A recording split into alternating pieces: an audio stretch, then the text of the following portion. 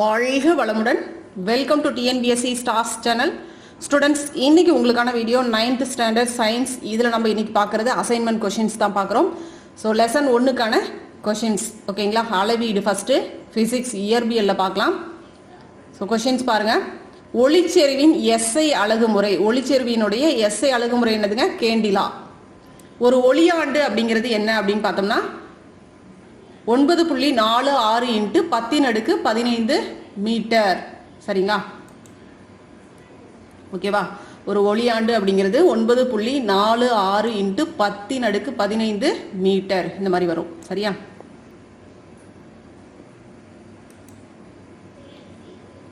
தனிச்சுழி வெப்பநிலை என்பது என்ன அப்படின்னா 0 கெல்வின் வரும். 0 கெல்வின்.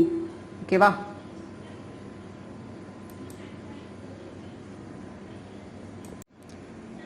Zero kelvin. ஓகே. திருகு அளவின் மீச்சிற்றளவு. திருகு அளவினுடைய மீச்சிற்றளவு 0.01 சென்டிமீட்டர். 0.01 சென்டிமீட்டர். நகைக்கடைகளில் பொதுவாக பயன்படுத்தக்கூடிய தராசினுடைய பெயர் என்ன தராசுங்க? இயற்பியல் தராசு தான் பயன்படுத்தப்படும். வெப்பநிலையினுடைய எஸ்ஐ அலகு கெல்வின். சூரிய குடும்பத்திற்கு வெளியே உள்ள வானியல் பொருட்களின் தூரத்தை அளவிட பயன்படும் எஸ்ஐ அலகுமுறை விண்ணியல் ஆரம் அப்படின்னு சொல்லுவோம். சரிங்களா? விண்ணியல் ஆரம். மீட்டர் அளவுகோல் ஒன்றினால் அளக்க முடிந்த மிகச்சிறிய அளவு மீச்சிற்றளவு. எண் மதிப்பு மற்றும் திசை பண்பு கொண்ட அளவு என்னன்னு சொல்றாங்க? வெக்டர் அளவு அப்படின்னு சொல்றோம். சரிங்களா? வெக்டர் அளவு அப்படின்னு அழைக்கப்படுது. சுருள்வில் தராசு எந்த விதிப்படி இயங்குகிறது அப்படின்னு பார்த்தோம்னா ஹூக்ஸ் விதிப்படி தான் சுருள்வில் தராசு இயங்குது. சிறுவினா பாருங்க. இதுல வானியல் அலகு வரையறு. வானியல் அலகு. வானியல் அலகு அப்படின்னா என்ன? வானியல் அலகு அப்படின்னா புவி மையத்திற்கும் சூரியனின் மையத்திற்கும் இடையேயான சராசரி தொலைவு தான் நம்ம வானியல் அலகு அப்படிங்கிறோம். ஒரு வானியல் அலகு அப்படிங்கிறது 1.496 × 10⁻11 மீட்டர். சரிங்களா? 10⁻11 மீட்டர் பவர்ல வரும். சரிங்களா? மீச்சிற்றளவு வரையறு. மீச்சிற்றளவு பாருங்க. 1 மீட்டர் அளவுகோலினால் அளக்க முடிந்த மிகச்சிறிய அளவு தான் மீச்சிற்றளவு. 1 மீட்டர் அளவுகோலினால் அளக்க முடிந்த மிகச்சிறிய அளவு தான் மீச்சிற்றளவு அப்படின்னு சொல்றோம். பூமியில் ஒரு மனிதனின் நிறை 50 கிலோகிராம் எனில் அவரின் எடை எவ்வளவாக இருக்கும்? பூமியில ஒரு மனிதனின் நிறை 50 கிலோகிராம். அப்ப எடை என்னவாக இருக்குங்க? இப்ப இங்க எடை இன்ட்டு கிராவிட்டி. சரிங்களா? ஈர்ப்பு விசை. ஸோ ஈர்ப்பு விசை அப்படிங்கிறது எப்போவுமே ஸ்டாண்டர்டான இது 9.8. சரிங்களா? அப்போ இதை மல்டிப்ளை பண்ணும்பொழுது நம்மளுக்கு 490 நியூட்டன் கிடைக்குது. சரிங்களா? அளவீடு என்றால் என்ன? அளவீடு என்பது ஒரு பொருளின் பண்பையோ அல்லது நிகழ்வையோ மற்றொரு பொருளின் பண்பு அல்லது நிகழ்வுடன் ஒப்பிட்டு அப்பொருளுக்கு அல்லது நிகழ்வுக்கு ஒரு எண்மதிப்பை வழங்குவது. சரிங்களா? அளவீடு அப்படின்னா என்னதுங்க? ஒரு தெரிந்த அளவை தெரியாத அளவோட நம்ம ஒப்பிட்டு சொல்றது தான் அளவீடு அப்படின்னு சொல்றோம். அதான் அளவீடு அப்படிங்கிறது ஒரு பொருளின் பண்பையோ அல்லது அப்பொருள் இருக்கக்கூடிய நிகழ்வை என்ன சொல்றோம்? மற்றொரு பொருளின் பண்பு அல்லது நிகழ்வோட இன்னொரு பொருள் இருக்கும். இல்லை அது ஒரு கிலோ கல் இருக்குது அப்படின்னா அந்த பொருளோட இதை ஒப்பிட்டு பார்த்து இது 1 கிலோ வெயிட் இருக்கு அப்படின்னு சொல்லக்கூடிய அந்த நிகழ்வுக்கு தான் அதுக்கு ஒரு எண்மதிப்பை வழங்குறோம். இப்போ சர்க்கரை 1 கிலோ இருக்கு அப்படின்னு ஒரு எண்மதிப்பை நம்ம கொடுக்குறோம். ஒரு 10 கிலோ இருக்கு அப்படின்னு சொல்லிட்டு இதை ஒப்பிட்டு இதுக்கு ஒரு எண்மதிப்பை கொடுக்குறோம். சரிங்களா? அதுதான் அளவீடுன்னு சொல்றோம். வெப்பநிலையை அளக்கக்கூடிய அலகுகள் யாவை? என்னென்ன அலகுகள் வெப்பநிலையை அளக்க பயன்படுத்தப்படுது அப்படின்னு பார்த்தோம்னா டிகிரி செல்சியஸ் அப்படிங்கிறதும் ஃபாரன்ஹீட் இதெல்லாம் வெப்பநிலையை அளக்க பயன்படக்கூடியது. செல்சியஸ், ஃபாரன்ஹீட், கெல்வின் இதெல்லாம் கெல்வினும் இருக்கு. சரிங்களா? ஸோ கெல்வினும் வெப்பநிலையை அளக்க பயன்படுத்தக்கூடியது தான். சரியா? இதெல்லாம் போட்டுக்கோங்க. அடுத்தது பெருவினா பாருங்க. எஸ்ஐ அலகுகளை எழுதும் போது பின்பற்ற வேண்டிய விதிகளுள் ஏதேனும் 5 எழுதுக அப்படிங்கிறாங்க. எஸ்ஐ அலகுகள் அளக்கும் பொழுது. சரிங்களா? ஏற்கனவே நம்ம இந்த கொஸ்டினுக்கான ஆன்சர் பார்த்துருக்குறோம். அறிவியல் அறிஞர்களின் பெயர்களால் குறிக்கப்படும் அலகுகளை எழுதும் போது முதல் எழுத்து பெரிய எழுத்தாக இருக்க வேண்டும். ரொம்ப முக்கியம். அறிவியல் அறிஞர்களுடைய பெயர்லாம் எழுதும் பொழுது என்னதுங்க? முதல் எழுத்து பெரிய எழுத்தாக இருக்கக்கூடாது. சரியா? பெரிய ஸோ சயின்டிஸ்ட் நேம் எழுதும் பொழுது ஃபர்ஸ்ட் நேம் பெருசா கேபிட்டல் லெட்டர்ல இருக்கக்கூடாது. அதே மாதிரி அறிவியல் அறிஞர்களின் பெயர்களால் குறிக்கப்படும் அலகுகளின் குறியீடுகளை பெரிய எழுத்தால் எழுத வேண்டும். இவர்களோட அறிவியல் சயின்டிஸ்டோட அவர்களுடைய பெயர்ல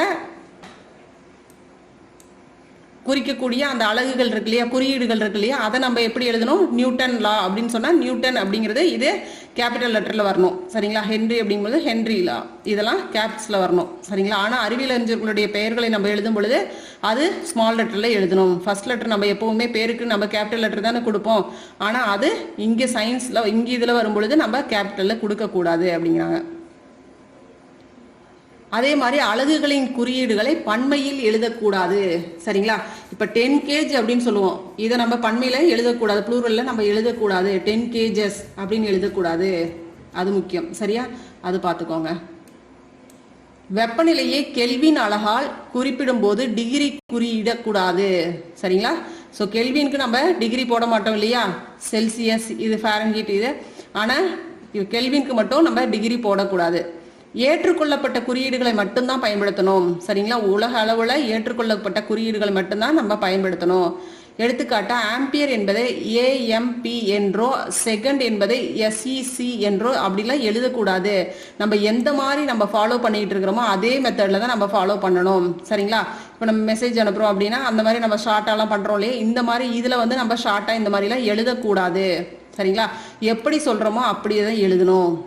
அதை ஏற்றுக்கொள்ளப்பட்ட குறியீடுகளை மட்டுமே பயன்படுத்த வேண்டும். ஓகேவா. ஸோ இந்த 5 பாயிண்ட்டை கொடுங்க போதும். சரிங்களா. என்ன சொல்றோம், அறிவியல் அறிஞர்களுடைய பெயரை ஸ்மால் லெட்டர்ல தான் வரணும். அவர்கள் பெயர்ல இருக்கிற குறியீடுகளை கேபிட்டல்ல நம்ம மென்ஷன் பண்ணணும். அதே மாதிரி இது வந்து ப்ளூரல்ல இருக்குதுன்னு சொல்லிட்டு எஸ் எல்லாம் போட்டு எழுதக்கூடாது. இங்க கெல்வினுக்கு வந்து டிகிரி இருக்கக்கூடாது. இதுல வந்து ஏற்றுக்கொள்ளப்பட்ட குறியீடுகளை அப்படியே தான் நம்ம எழுதணும், மாத்தி எழுதக்கூடாது. ஓகேவா. அடுத்தது பாருங்க, 1 ரூபாய் நாணயத்தின் தடிமனை எவ்வாறு கணக்கிடுவாய். 1 ரூபாய் நாணயம் இருக்கு இல்லையா, அதனுடைய தடிமனை எப்படி கணக்கிடுறது பாருங்க. திருகு அளவியை பயன்படுத்தி மெல்லிய நாணயத்தின் தடிமனை கண்டறிகிறது. சரிங்களா. எந்த இதை பயன்படுத்தணும், திருகு அளவிய. சரியா. திருகு அளவினா என்னன்னு தெரியும் இல்லையா, இதுதான் திருகு அளவி. ஓகேவா. இதை பயன்படுத்தி தான் நம்ம நாணயத்தினுடைய அந்த தடிமனை நம்ம கண்டறிகிறோம். ஓகேவா.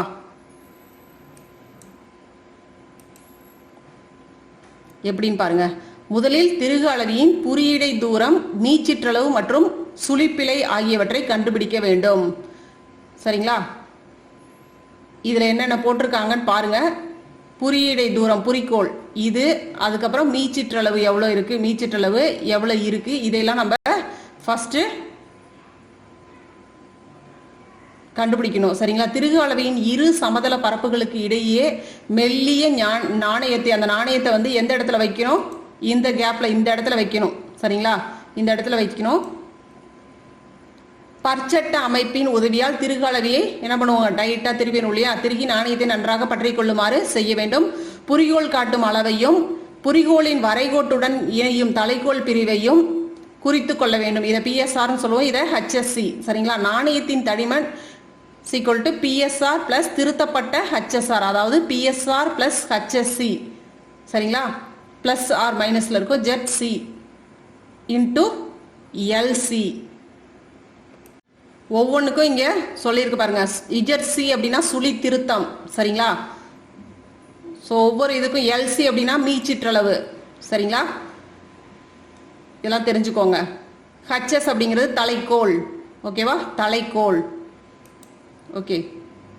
ஸோ இந்த இதை அப்படி எழுதிக்கோங்க. நாணயத்தின் வெவ்வேறு பகுதிகளையும் திருகு அளவியின் சமதள பரப்புகளுக்கிடையே வைத்து சோதனையை திரும்ப செய்யவும். அளவீடுகளை அட்டவணைப்படுத்தணும். இந்த மாதிரி அட்டவணைப்படுத்தணும் நீங்க. சரிங்களா. ஸோ இதை சும்மா சிம்பிளாக ஒரு நம்மளுக்கு எந்த அளவுகளும் இங்கே கொடுக்கல. சரியா. அதனால சும்மா அப்படியே இந்த எப்படி அட்டவணைப்படுத்துவோம் அப்படிங்கிறத மட்டும் சும்மா லைட்டாக மென்ஷன் பண்ணிங்கன்னா போதும். இந்த மாதிரி ஒரு அட்டவணையை மட்டும் போட்டுக்கோங்க. ஏற்கனவே நான் உங்களுக்கு கொடுத்துருக்கேன். சரிங்களா. நம்ம லெசன் போடும் பொழுது இதை உங்களுக்கு கொடுத்துருக்கேன். அதை பார்த்தீங்கன்னா தெரியும். Okay, right. நெக்ஸ்ட்டு வேதியியல்ல பாருங்க, கெமிஸ்ட்ரி பாருங்க. நவீன தனிம வரிசை அட்டவணையில் 16வது தொகுதியின் பெயர் என்ன?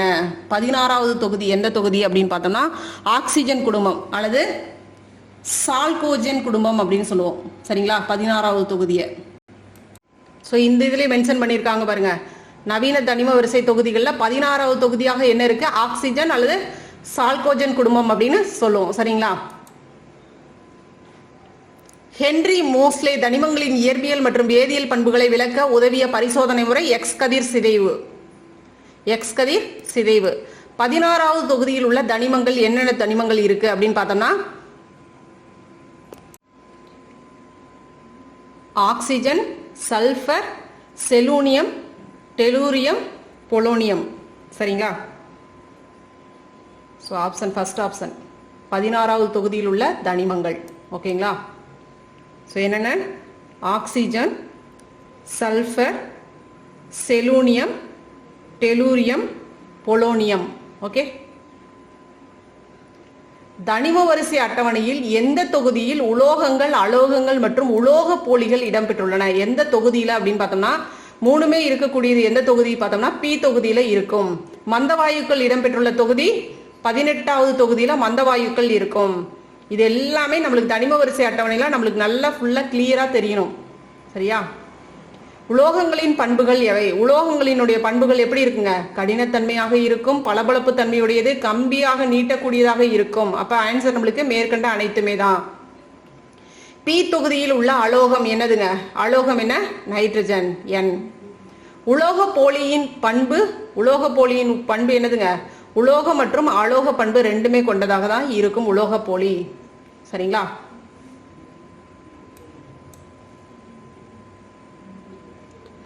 ஒரு அணுவின் ஆர்பிட்டில் உள்ள துணை கூடுகள் எவை? ஒரு அணுவின் ஆர்பிட்ல என்னென்ன இருக்கும் அப்படின்னு பார்த்தோம்னா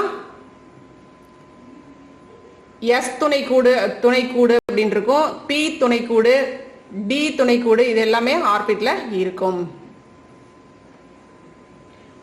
எஃப் துணைக்கூட்டில் நிரப்பக்கூடிய அதிகபட்ச எலக்ட்ரான்களின் எண்ணிக்கை எவ்வளவுங்க? எஃப் துணைக்கூட்டுல 14. சரியா? அடுத்தது கொஸ்டின் பாருங்க. டாபர் நீரின் மும்மை விதியை வரையறு. டாபர் நீர் 3 தனிமங்களை அவற்றின் நிறையின் அடிப்படையில் ஏறு வரிசையில் அடுக்கும் போது நடுவில் உள்ள தனிமத்தின் அணுநிறை மற்ற 2 தனிமங்களின் அணுநிறையின் சராசரிக்கு ஏறத்தாழ சரியாக இருக்கும் அப்படின்னு கூறினாரு. இது டாபர் நீரின் மும்மை விதி அப்படின்னு அழைக்கப்படுகிறது. உலோக கலவை அப்படின்னா என்ன? உலோக கலவை என்பது ஒன்றிற்கு மேற்பட்ட உலோகங்களின் கலவையாகும்.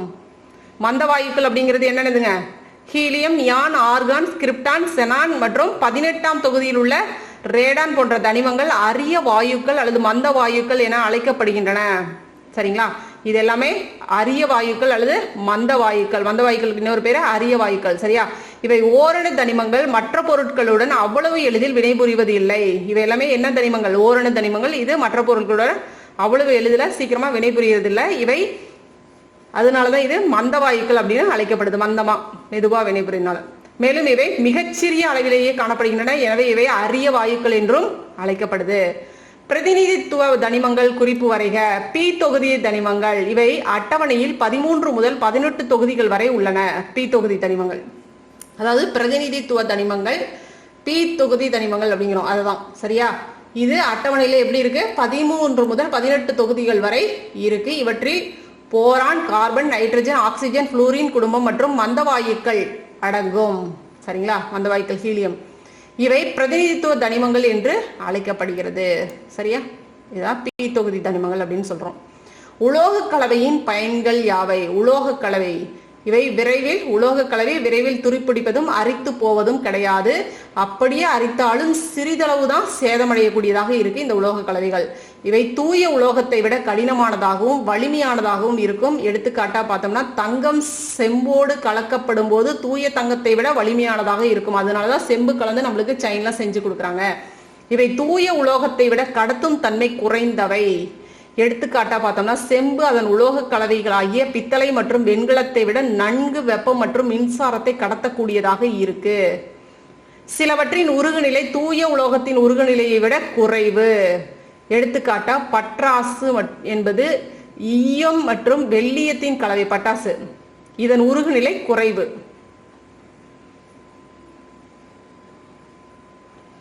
உலோகங்கள் மற்றும் அலோகங்களை வேறுபடுத்துக.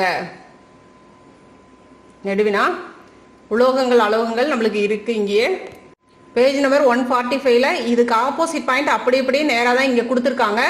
சரிங்களா?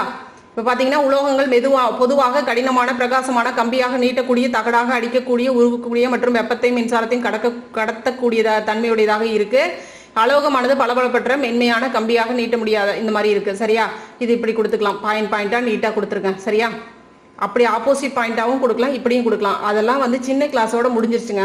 இந்த மாதிரி ஆப்போசிட் பாயிண்டா கொடுக்கறது அப்படிங்கிறதெல்லாம் சின்ன கிளாஸோட முடிச்சுக்கோங்க. நீங்களா வந்து ஹையர்ல வரும் பொழுது நம்ம பாயிண்ட்ஸ் நிறைய நீளமா பாயிண்ட்ஸ்லாம் கொடுக்குற மாதிரி இருக்கும். அதனால இந்த மாதிரி தான் கொடுத்தா பெட்டரா இருக்கும். சரிங்களா? வேறுபாடு அப்படின்னு கொடுக்கும் பொழுது கூட இந்த மாதிரி கொடுத்தீங்கன்னா உங்களுக்கு நல்லாவே மார்க் கொடுப்பாங்க. அப்படிதான் நம்ம கொடுக்கணும் அப்படின்லாம் அவசியம் இல்லை. நம்ம பழகி வந்திருக்கோம், அவ்வளவுதான். சரிங்களா? வேறுபாடுனா இப்படிதான் நம்ம கொடுக்குறோம் அப்படிங்கறத பழகிட்டு வந்துட்டு இருக்கோம். அப்படிலாம் ஒன்றும் இல்லை, இப்படியே கொடுக்கலாம். சரிங்களா? இப்படி கொடுத்தீங்கன்னாவே உங்களுக்கு நீட்டா இருக்கும். இப்படியே கொடுங்க, இனிமே இப்படியே கொடுங்க. சரிங்களா? மார்க்லாம் நல்லா கொடுப்பாங்க. ஏன்னா பாயிண்ட்ஸ் நம்ம நிறைய காட்ட முடியும். ஓகேவா? இதுதான் இனிமே உங்களுக்கு வரும். இனிமே இப்படிதான் நீங்க எழுதுற மாதிரி இருக்கணும். சரியா? இயல்பான வெப்பநிலையில் திண்ம நிலையில் காணப்படுகின்றன உலோகங்கள். பொதுவாக உருகுநிலை அதிகம், கொதிநிலை அதிகம், அடர்த்தி அதிகம். அனைத்து உலோகங்களும் பளபளப்பு உடையவை. பொதுவாக உலோகங்கள் வெப்பத்தையும் மின்சாரத்தையும் நன்கு கடத்தக்கூடியதாக இருக்கு. அழிக்கும் போது இது தகடாக மாறக்கூடியதாக இருக்கு. இழுக்கப்படும் போது கம்பியாக நீளும். தட்டும் போது ஒளி எழுப்பக்கூடியதாக இருக்கும். பொதுவாக கடினத்தன்மை வாய்ந்தவையாக இருக்கு. அலோகங்கள் அப்படின்னு பார்த்தோம்னா இயல்பான வெப்பநிலையில் திண்ம திரவ வாயு நிலையில் காணப்படுகின்றது. இது உருகுநிலை குறைவு, கொதிநிலையும் குறைவு, அடர்த்தியும் குறைவு. அனைத்து அலோகங்களும் எப்படி இருக்குங்க? பளபளப்பு அற்றவை. பொதுவாக உலோகங்கள் வெப்பத்தையும் மின்சாரத்தையும் அரிதாக கடத்தக்கூடியது, மென்மையானது, உடையக்கூடியது. பொதுவாக தட்டும் போது ஒளி எழுப்பாது. இது கடினத்தன்மை அற்றவை. இது எங்க இருக்கு அப்படின்னு பாத்தீங்கன்னா உங்களுக்கு 8th ஸ்டாண்டர்ட்லயும் நீங்க படிச்சுட்டு வந்துட்டீங்க. ஓகேங்களா? 8th படிச்சிருக்கிறீங்க. இப்ப 9th உங்களுக்கு அதுவே தான் வந்திருக்கு. மட்டும் இல்ல 8th அசைன்மெண்ட்லயும் இந்த கொஸ்டின் அப்படியே கேட்டிருக்காங்க. அதே ஆன்சர் அப்படியே தான் நம்ம கொடுக்குறோம். சரியா? அப்ப 8th நல்லா படிச்சிருந்தா இது ஈஸி தான், நம்மளுக்கு ஒன்றும் இல்லை. அடுத்தது பாருங்க, குறிப்பு வரைய என்ன கேட்குறாங்க? பி தொகுதி தனிமங்கள், டி தொகுதி தனிமங்கள், எஃப் தொகுதி தனிமங்கள் அப்படின்னு சொல்லி கேட்குறாங்க. பாருங்க, பி தொகுதி தனிமங்கள் ஒவ்வொன்றா நம்மளுக்கு புக்ல கொடுத்துருக்காங்க இல்லையா? ஸோ அதை எப்படி கொடுக்கலாம் அப்படின்னு பாருங்க. இவை அட்டவணையில் 13 முதல் 18 தொகுதிகள் வரை உள்ளன. இவற்றில் boron, carbon, nitrogen, oxygen, fluorine குடும்பம் மற்றும் மந்த வாயுக்கள் அடங்கும். இவை பிரதிநிதித்துவ தனிமங்கள் என்று அழைக்கப்படுகிறது. பி தொகுதி பெரிய அளவில் வேறுபட்ட தனிமங்களின் சங்கமம். சரிங்களா? வேறுபட்ட பெரிய அளவுல வேறுபட்ட தனிமங்களுடைய சங்கமமாக இந்த பி தொகுதி தனிமங்கள், பிரதிநிதித்துவ தனிமங்கள் இருக்கு. இந்த ஒரு தொகுதியில் மட்டுமே உலோகங்கள், அலோகங்கள் மற்றும் உலோக போலிகள் என்று 3 இந்த 3 வகையான தனிமங்களும் இந்த இதுல காணப்படுது. என்னதுங்க? அலோகம், உலோகம், உலோக போலி அப்படின்னு சொல்லிட்டு 3மே இந்த பி தொகுதி தனிமங்கள்ல காணப்படுது. ஓகேவா? ரொம்ப ஈஸி தான். பாருங்க, டி தொகுதி தனிமங்கள் இது எப்படி இருக்குது அப்படின்னு பார்த்தோம்னா 3 முதல் 12 தொகுதி வரை உள்ள தனிமங்களை உள்ளடக்கியதான் இந்த டி தொகுதி தனிமங்கள். இவை தனிம வரிசை அட்டவணையின் மையத்தில் காணப்படுகின்றன. இவற்றின் பண்புகள் எஸ் தொகுதி மற்றும் பி தொகுதி தனிமங்களுக்கு இடையில் காணப்படும். இதனுடைய தனிமங்கள் எப்படி இருக்கு? எஸ் தொகுதி, பி தொகுதி. இதெல்லாம் உங்களுக்கு ரொம்ப எலாபரேட்டா நடத்தினாதான் உங்களுக்கு புரியும். சரிங்களா? இதுக்கு எல்லாத்துக்குமே எஸ் தொகுதி, பி தொகுதி, எஃப் தொகுதி இதெல்லாம் உங்களுக்கு நல்ல தெளிவா புரியணும். அட்டவணை போட்டு நல்லா தெளிவா உங்களுக்கு நடத்துவாங்க ஸ்கூல்ல. எல்லாம் நம்ம பார்க்கலாம். சரியா? இவற்றின் பண்புகள் எஸ் தொகுதி மற்றும் பி தொகுதி தனிமங்களுக்கு இடையில் காணப்படும். எனவே இவை இடைநிலை தனிமங்கள் என அழைக்கப்படுது. எஃப் தொகுதி தனிமங்கள் இவை லாந்தனைத்தை அடுத்துள்ள லாந்தனைடுகள் எனப்படும். 14 தனிமங்களை ஆக்டினத்தை அடுத்துள்ள ஆக்டினைடுகள் எனப்படும் 14 தனிமங்களையும் உள்ளடக்கியது. என்ன சொல்றாங்க? லாந்தனைத்தை அடுத்துள்ள லாந்தனைடுகள் அப்படிங்கிற 14 தனிமங்களையும், ஆக்டினைடத்தை அடுத்துள்ள ஆக்டினைடுகள் அப்படிங்கிற 14 தனிமங்களையும் உள்ளடக்கியதாக இருக்கிறது இந்த எஃப் தொகுதி தனிமங்கள். இவை தனிம வரிசை அட்டவணையில அடிபாகத்தில் வைக்கப்பட்டுள்ளது. தனிம வரிசை அட்டவணை இருக்கு இல்லையா? அதுல அடிபாகத்துல வைக்கப்பட்டிருக்கு. இவை உள் இடைநிலை தனிமங்கள் என்று அழைக்கப்படுகிறது. சரிங்களா? சோ இந்த லாந்தனைடுகள், ஆக்டினைடுகள் இது வந்து தனிம வரிசை அட்டவணையில எப்படி இருக்கு? கீழே அடிபாகத்துல இருக்கக்கூடியதாக இருக்கு. சரிங்களா? இங்க ஓகே.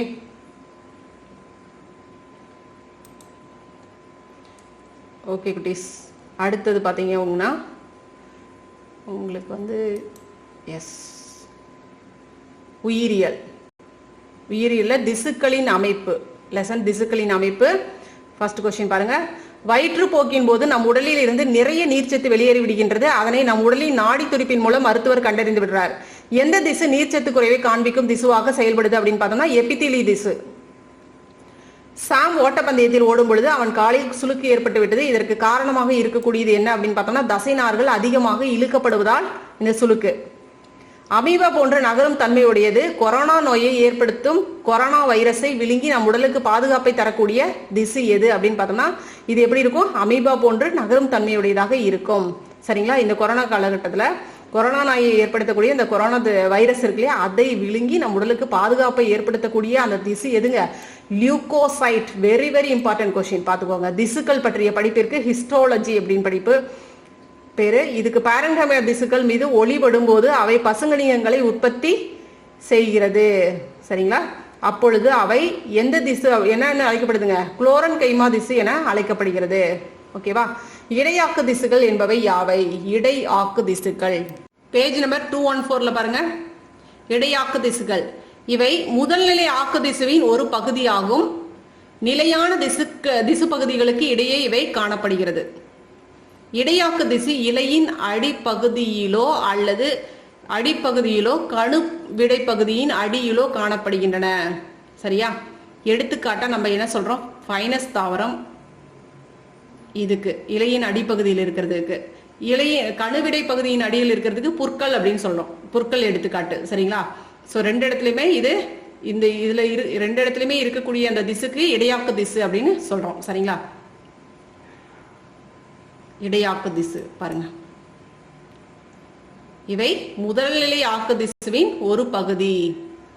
இந்த திசு முதல்நிலை ஆக்கு திசுவினுடைய ஒரு பகுதியாக இருக்கு. நிலையான திசு பகுதிகளுக்கு இடையே இவை காணப்படுகிறது. நிலையான இந்த திசு பகுதிகளுக்கு இடையே இது காணப்படுது.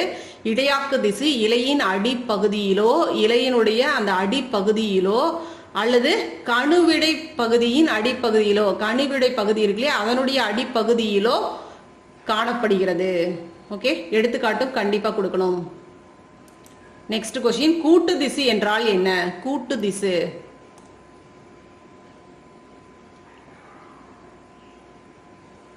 பேஜ் நம்பர் 215 215 பேஜ் நம்பர் பாருங்க. ஆன்சர் பாருங்க. ஒன்றுக்கும் மேற்பட்ட பல வகை செல்களால் ஆனவைதான் நம்ம கூட்டு திசுக்கள் அப்படிங்கிறோம். அந்த செல்கள் அனைத்தும் ஒன்றாக ஒரு குறிப்பிட்ட பணியை மேற்கொள்ளும். உதாரணமா நம்ம என்ன சொல்லலாம்? சைலம் மற்றும் புளோயம். ஓகே, பாரன்கைமா திசு விளக்கம். பாரன்கைமா திசுக்கு விளக்கம் தருக. ஆன்சர் பாருங்க. Page number 214. இப்போ இதெல்லாம் நான் உங்களுக்கு 5 மார்க் கொஸ்டின்லயும் வரும். அதனால இது படிக்கிறது கூட்டு திசு, பாரன்கைமா திசு இதெல்லாமே 5 மார்க் கொஸ்டின்லயும் இருக்கு. ஸோ இதெல்லாம் ஃபுல்லாவே படிச்சுக்கலாம்.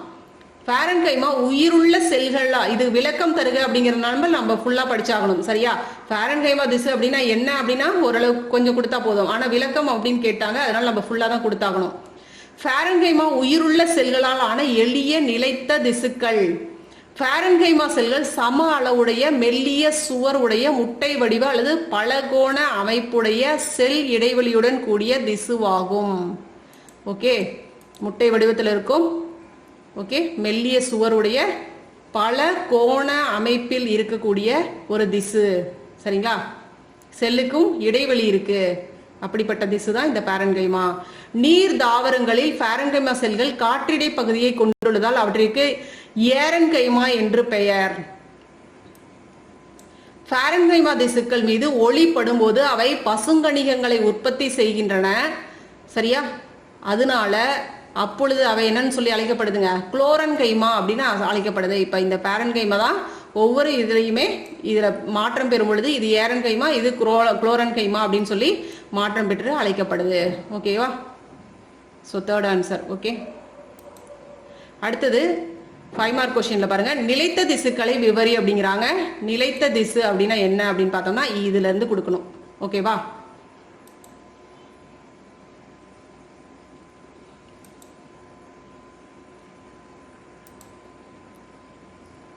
ஃபர்ஸ்ட் இதை கொடுங்க. இந்த பேராகிராஃப்.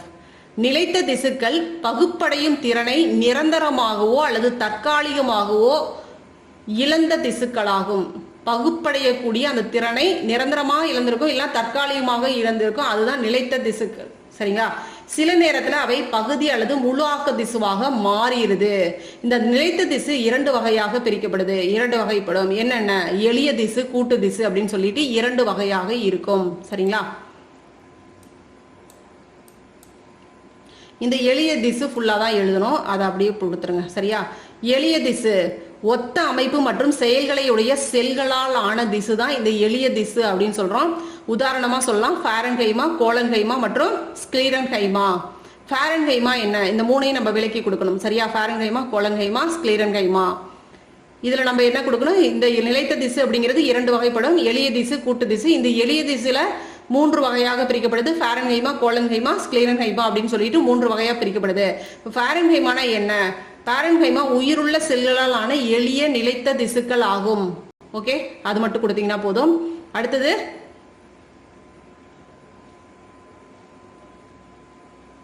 கோலன்ஹைமா. கோலன்ஹைமானா என்ன, கோலன்ஹைமா புறத்தோலுக்கு கீழேயுள்ள உயிருள்ள திசுவாகும். ஓகேவா.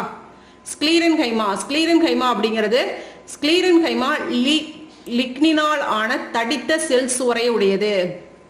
ஓகேங்களா, இது மட்டும் நம்ம கொடுத்தா போதும். இதுல இன்னொரு பாயிண்ட் எக்ஸ்ட்ரா கொடுக்கணும். ஸ்க்லீரன்ஹைமா 2 வகைப்படும் அப்படின்னு கொடுங்க. ஸ்க்லீரன்ஹைமா 2 வகைப்படும், நார்கள் மற்றும் ஸ்க்லீரைடுகள் அப்படின்னு சொல்லி 2 வகைப்படும், இதை கொடுக்கணும். ஓகேவா. நார்கள் நீண்ட ஸ்க்லீரன்ஹைமா செல்களால் ஆனவை, செல் சுவர் லிக்னின் பொருளால் ஆனது, இதை கொடுக்கணும். ஸ்க்லீரைடுகள் தாவரங்களின் உடல் முழுவதும் பரவி காணப்படுகிறது. வழக்கமாக இவை அகன்று ஒற்றையாகவோ அல்லது தொகுப்பாகவோ காணப்படும் ஸ்க்லீரைடுகள். ஓகேவா. சோ இதெல்லாம் கொடுத்தா அடுத்தது நம்மளுக்கு கூட்டு திசுக்கள் ஹெட்டிங் சரியா. அதுக்கு இது மட்டும் கொடுங்க. ஒன்றுக்கு மேற்பட்ட பலவகை செல்களால் ஆனவை கூட்டு திசுக்களாகும். அந்த செல்கள் அனைத்தும் ஒன்றாக ஒரு குறிப்பிட்ட பணியை மேற்கொள்ளும். இவை ஃபாரன்ஹைமா மற்றும் ஸ்க்லீரன்ஹைமா செல்களை கொண்டுள்ளன. இது தேவை. இருந்த போதிலும் இது ஃபுல்லா தான் எழுதணும். இருந்த போதிலும் கோலன்ஹைமா செல்கள் இந்த திசுவில் காணப்படுவதில்லை.